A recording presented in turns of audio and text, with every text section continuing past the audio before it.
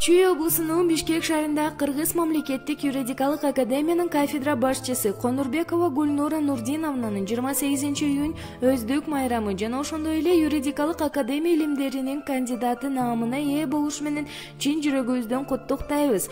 Көтөрүп адам көңүлүн, күлкүгө чуулгап өмүрүң, керемет жансың Гульнура, кыйлага жетсин өмүрүң.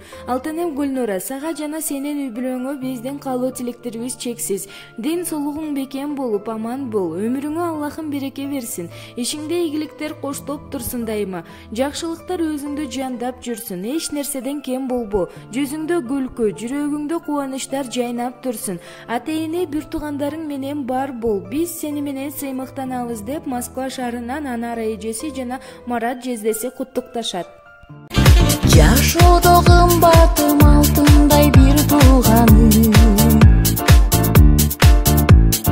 ар дайым амандык жараткандан сурарым.